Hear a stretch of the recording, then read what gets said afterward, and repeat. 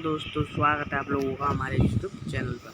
मैं हूं आपका दोस्त एस के। आप देख रहे हैं हमारे YouTube channel teaching with S के। ऐसी मजेदार वीडियो के लिए चैनल को लाइक करें, चैनल को सब्सक्राइब करें, बगल में आ रही बेल आइकन को ऑल पर सेलेक्ट कर दें। तो चलो वीडियो शुरू करते हैं।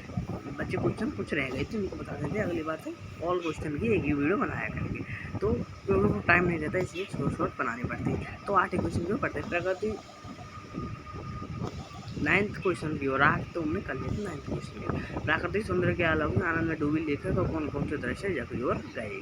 आंसर, लेखिका हिमालय यात्रा के दौरान प्राकृतिक सौंदर्य के अलौकिक आनंद में डूबी हुई थी। अकस्मात वहाँ के जनजीवन ने उसे झकझोर दिया। वहाँ कुछ पहाड़ी औरतें जो मार्ग बनाने के लिए पत्थरों पर बैठकर पत्थर तोड़ रही थी, वे पत्थर तोड़कर संकरे रास्तों को चौड़ा कर रही थी। उनके कोमल हाथों में कुदाल व हथौड़े से ठाके निशान पड़ गए थे। कईयों की पीठ और बच्चे भी बंधे हुए थे।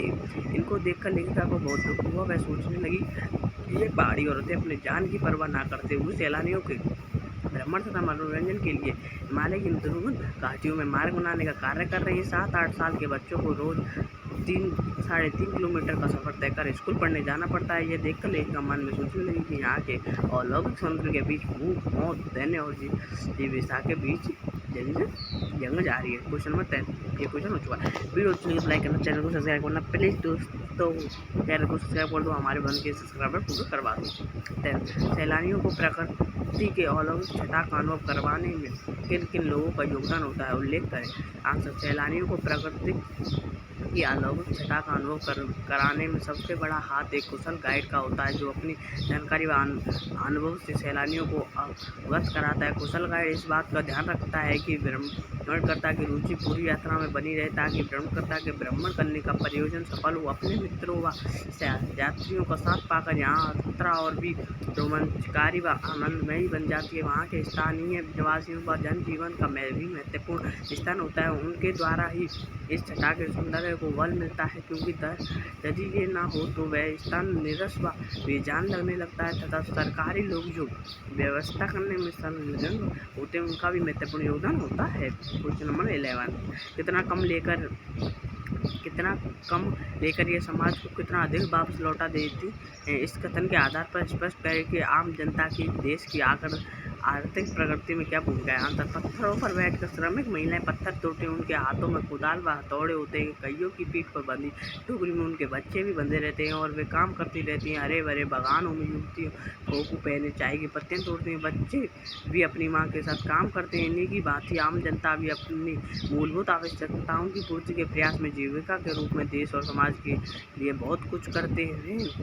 सड़कें, पहाड़ी मार्ग, नदियाँ, पुल आदि बनाना, खेतों में अन्न उपजाना, कपड़ा बुनना, खाना कारखानों में कार्य करके अपनी सेवाओं से राष्ट्र को आर्थिक सुदृढ़ता प्रदान करके उसकी रीढ़ हड्डी को मजबूत बनाते हैं। हमारे देश की आम जनता जितना श्रम करती है उससे उसका आधा भी प्राप्त नहीं होता, परंतु फिर भी वह असाध्य कार्य को अपना कर्तव्य समझकर करते हैं।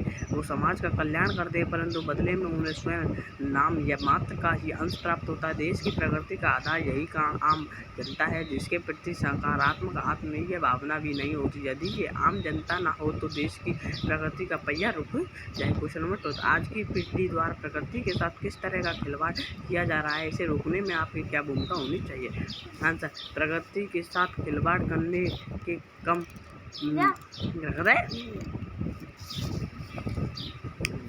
प्रकृति के साथ खिलवाड़ करने के क्रम में आज की पीढ़ी पहाड़ी स्थलों को अपने विहार स्थान बना रही है। इससे वहाँ गंदगी बढ़ रही है, पर्वत अपनी स्वाभाविक सुंदरता खो रहे हैं। कारखानों से निकलने वाले जल में खतरनाक केमिकल व रसायन होते हैं, जिसे नदी में प्रवाहित कर दिया जाता है। साथ में घरों से निकला दूषित जल भी नदियों में ही जाता है, जिसके कारण हमारी नदियाँ लगातार दूषित हो रही हैं। वनों की अंधाधुंध कटाई से मृदा का कटाव होने लगा है, जो बाढ़ को आमंत्रित करता है। दूसरा, अधिक पेड़ों की कटाई ने वातावरण में कार्बन डाइऑक्साइड की अधिकता बढ़ा दी है, जिससे वायु प्रदूषित होती जा रही है।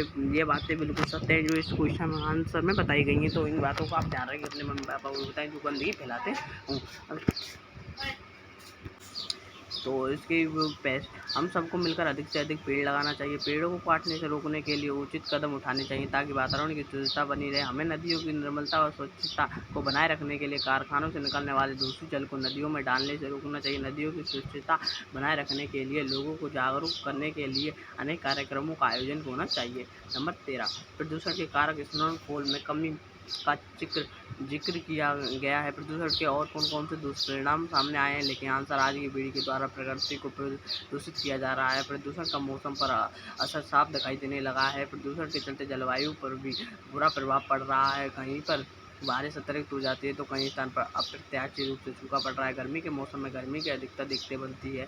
कई बार तो पारा अपने सारे रिकॉर्ड को तोड़ चुका होता है। सर्दियों के समय या तो कम सर्दी पड़ती है या कभी सर्दी का पता ही नहीं चलता। यह सब प्रदूषण के कारण हो रहा है। प्रदूषण के कारण वायुमंडल में कार्बन डाइऑक्साइड की अधिकता बढ़ गई है, जिसके कारण वायु प्रदूषित हो जा रही है। इससे सांस की अनेक बीमारियां उत्पन्न होने लगी हैं। प्रदूषण के साथ पहाड़ी स्थानों का तापमान भी बढ़ गया है, जिससे स्नोफॉल कम हो गया है। ध्वनि प्रदूषण से शांति भंग होती है। ध्वनि प्रदूषण मानसिक अस्वस्थता, बहरापन तथा अनिद्रा जैसे रोगों का कारण बन रहा है। जल प्रदूषण के कारण स्वच्छ जल पीने को नहीं पा रहा है और पेट संबंधी अनेक बीमारियां उत्पन्न हो रही हैं। क्वेश्चन नंबर 4, कांटाओं पर किसी दुकान का ना होना उसके लिए वरदान है। इस कथन के पक्ष में अपनी राय व्यक्त कीजिए। आंसर, कांटाओं पर किसी भी दुकान का ना होना उसके लिए वरदान है, क्योंकि अभी तक ये पर्यटक स्थल नहीं बना है। यदि यहाँ दुकानें होती तो वह वहाँ सैलानियों का अधिक आगमन शुरू हो जाता और वे जमा होकर खाते पीते गंदगी फैलाते तथा वहाँ पर वाहनों के अधिक प्रयोग से वायु में